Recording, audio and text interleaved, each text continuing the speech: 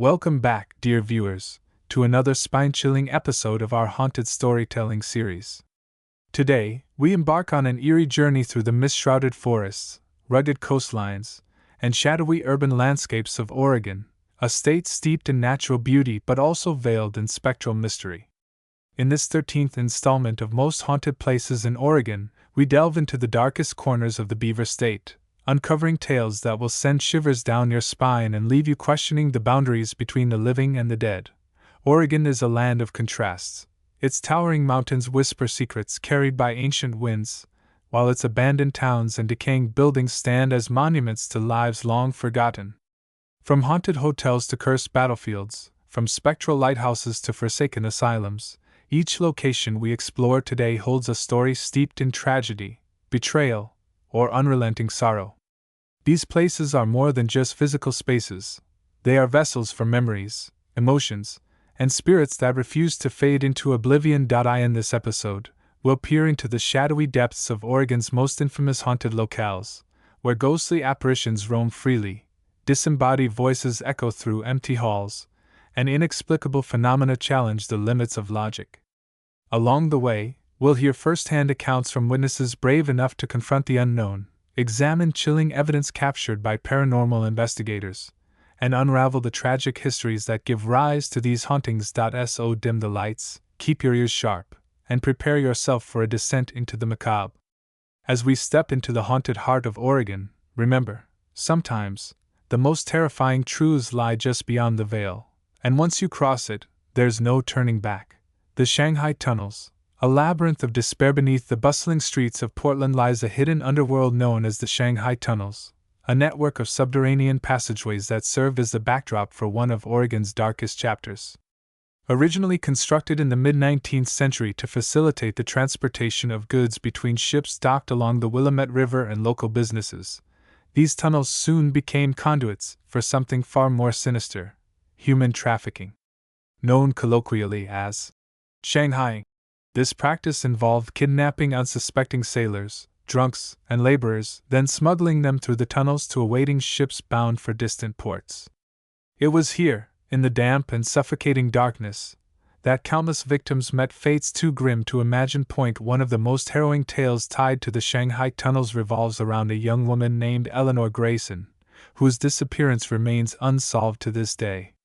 According to local lore, Eleanor was last seen entering a tavern near Burnside Street in 1874.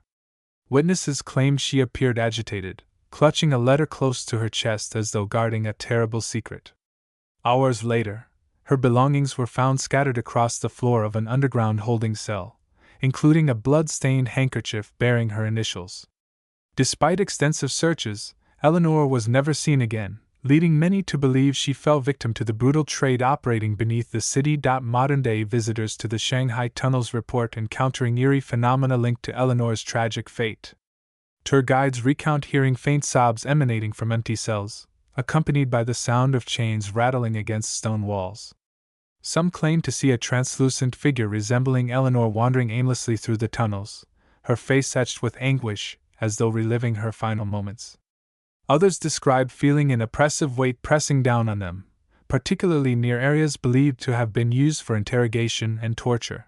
Another prominent legend involves the ghost of Old Jake, a former tunnel worker said to haunt the deepest recesses of the labyrinth. Historical records indicate that Jake was crushed to death when a section of the ceiling collapsed during construction. Since then, maintenance crews tasked with repairing structural damage have reported seeing a gaunt man in tattered overalls pacing anxiously near the site of the accident.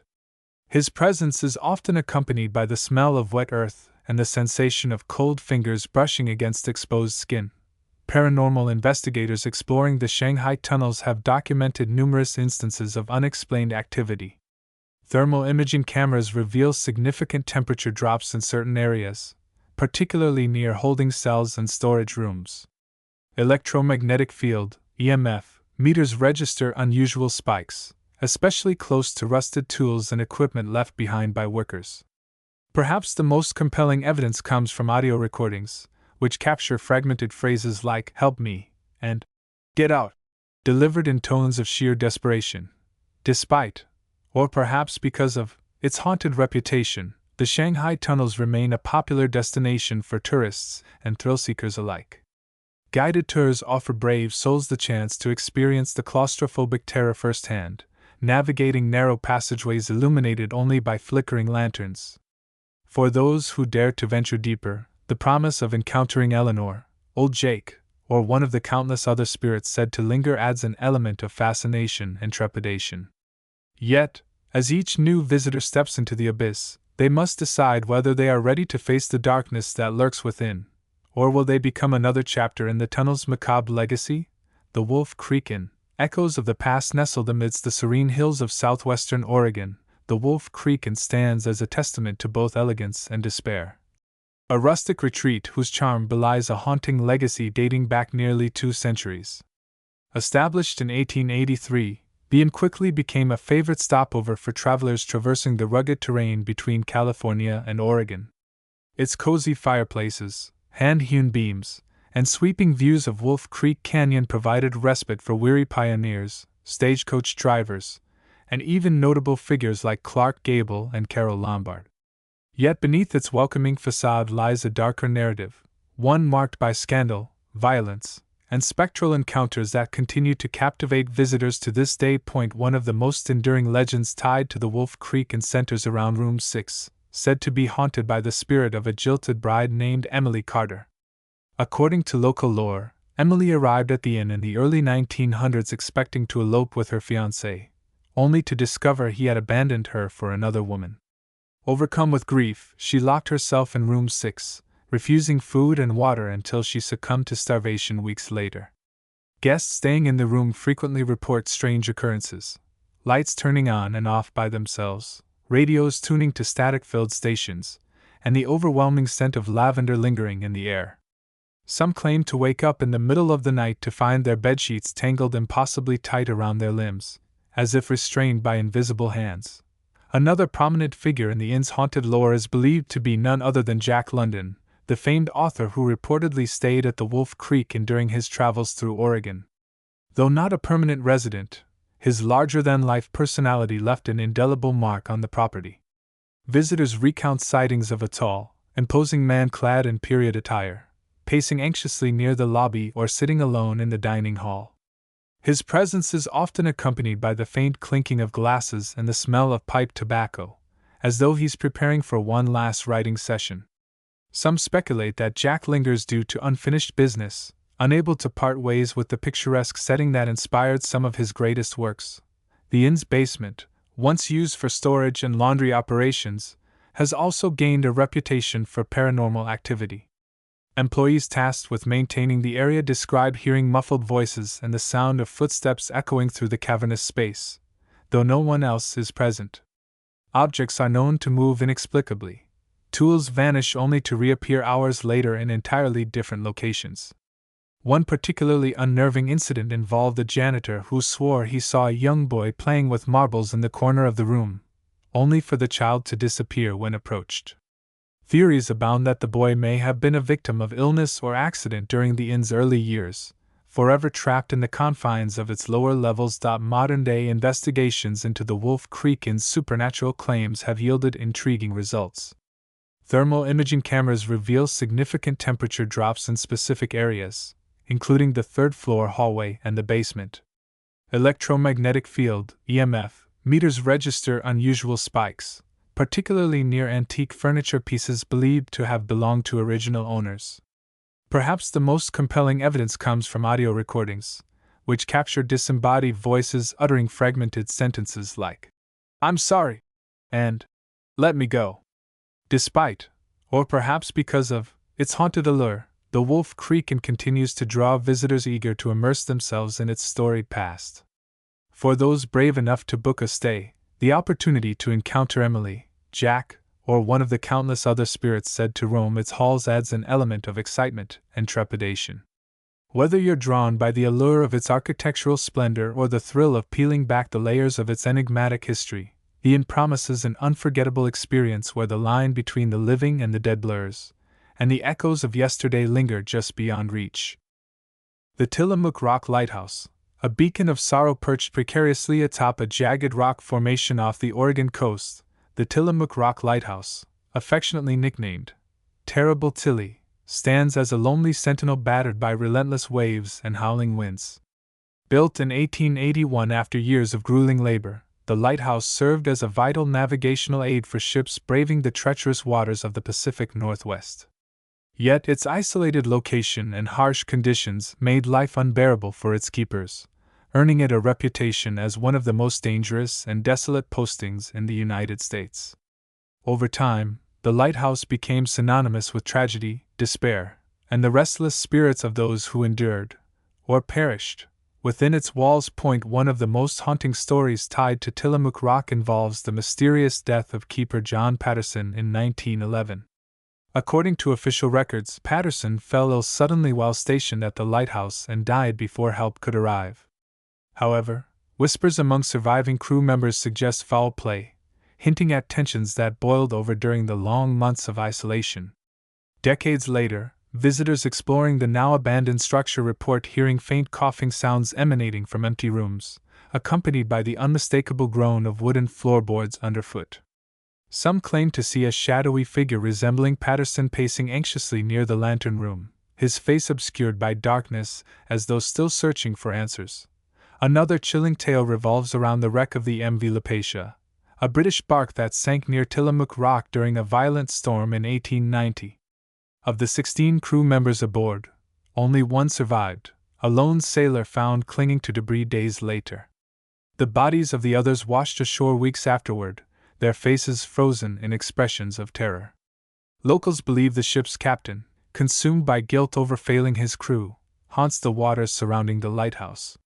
Fishermen and boaters have reported seeing a spectral figure standing atop the rocks, gazing mournfully out to sea. Others describe hearing faint cries carried by the wind, as though the lost sailors are calling out for rescue even in death. The lighthouse itself bears witness to countless accidents and suicides that occurred throughout its operational years. Records show that several keepers attempted to flee their posts, driven mad by the isolation and ceaseless roar of crashing waves. Modern-day explorers recount eerie encounters inside the decaying structure, including sudden drops in temperature and the sensation of being watched. Shadows flit across peripheral vision, disappearing when directly observed. Some claim to feel icy fingers brushing against their necks, while others report seeing apparitions of men dressed in oilskins, their faces gaunt and weary, performing routine tasks long after abandoning their duties. Paranormal investigators exploring Tillamook Rock have captured compelling evidence of its supernatural activity. EMF detectors routinely spike in certain areas, particularly near the lantern room and the keeper's quarters. EVP recordings pick up fragmented phrases like, "turn back," and "it's too late," delivered in tones of sheer desperation. One particularly unsettling discovery came when a team member set up motion-activated cameras overnight, capturing footage of a translucent figure standing motionless at the edge of the rock before vanishing without explanation. Despite, or perhaps because of, its grim history, Tillamook Rock Lighthouse continues to attract curious souls eager to confront its spectral inhabitants. For many, visiting the site serves as both a pilgrimage and a reckoning, an opportunity to honor the lives lost and acknowledge the perils faced by those who dared to light the way for others. Whether you're drawn by the allure of its haunting beauty or the weight of its tragic legacy, the lighthouse offers an unforgettable experience where the past refuses to fade quietly into obscurity. Patterns across Oregon's haunted places, themes of tragedy and resilience as we traverse the haunted landscapes of Oregon, from the opulent halls of the Wolf Creek into the somber grounds of Tillamook Rock Lighthouse. Striking similarities emerge that transcend individual locations and histories. These patterns are not merely coincidental but reflect universal themes of human emotion, unresolved trauma, and the enduring power of memory. From the wailing wards of sanatoriums to the shadowed basements of courtrooms, these sites share a commonality that binds them together in a spectral sisterhood of sorrow and suspense. One recurring motif is the concept of unfinished business. Whether it's the victims of unethical experiments, or the betrayed trust of patients subjected to inhumane treatments, these spirits seem tethered to the earthly realm by grievances left unaddressed. Their presence manifests as restless energy, often communicated through auditory phenomena, cries, whispers, or disembodied voices, that serve as pleas for acknowledgement or closure. This theme resonates across cultures and belief systems, reflecting humanity's innate need to resolve conflict and seek peace, even in death.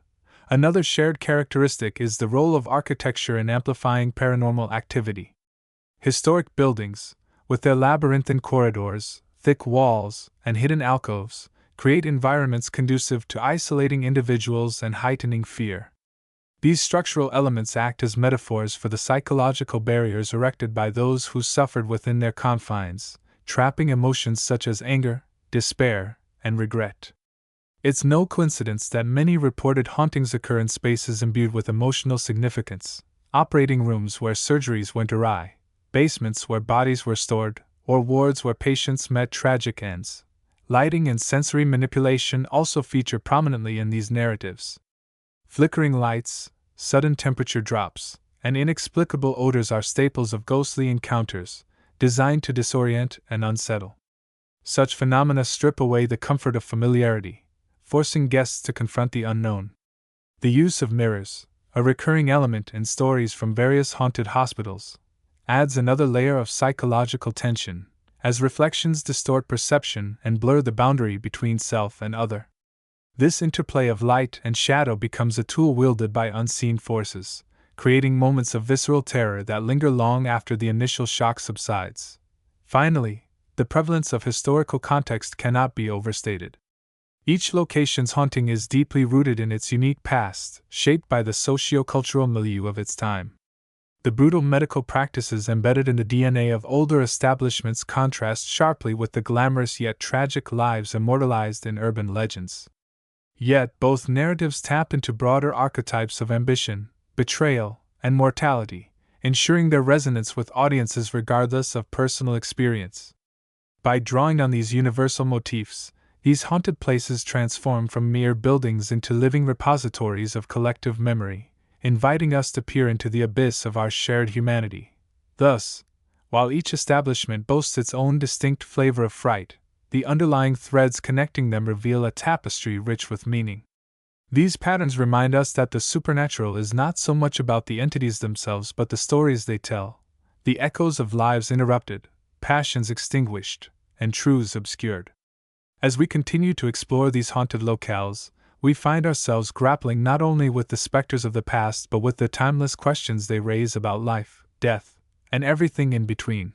The psychology of fear. Why haunted places captivate us? What is it about haunted places that grips our imaginations so profoundly?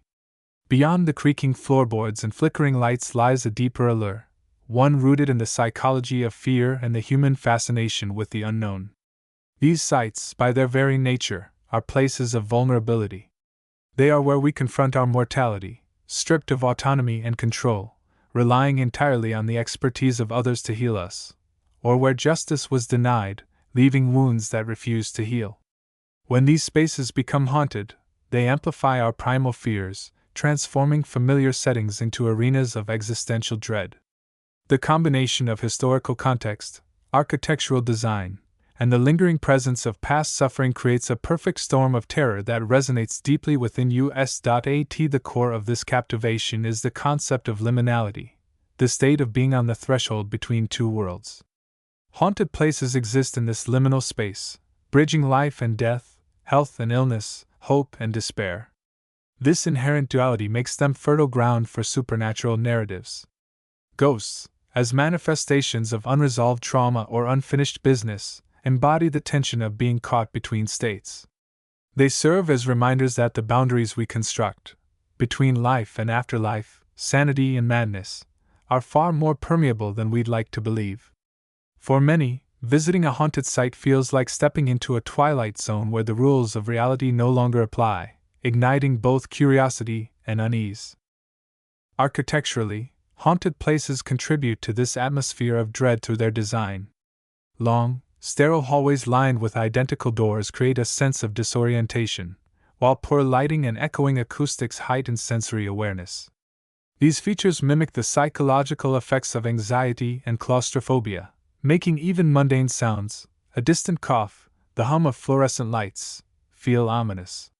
The labyrinthine layouts of older structures, with their hidden wings and underground tunnels, evoke feelings of entrapment and uncertainty.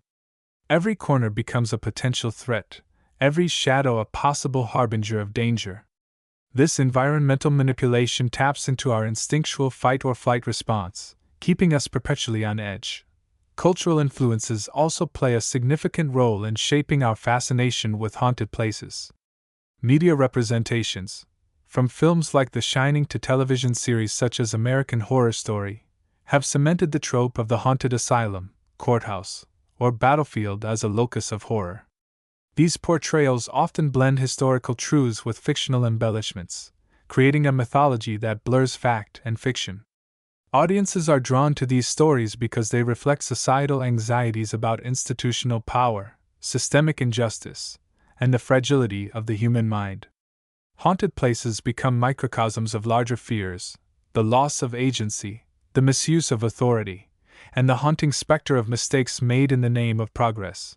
Moreover, haunted places appeal to our desire for catharsis.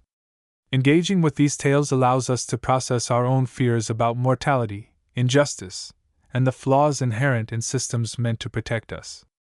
By confronting ghostly apparitions and unexplained phenomena, we externalize internal anxieties, transforming abstract fears into tangible adversaries. This vicarious experience provides a safe outlet for exploring the darker aspects of human existence, offering both thrill and relief. It's no wonder that ghost tours and paranormal investigations of haunted places attract participants eager to test their courage against the unknown. Ultimately, the enduring allure of haunted places lies in their ability to mirror our deepest fears while challenging our understanding of reality.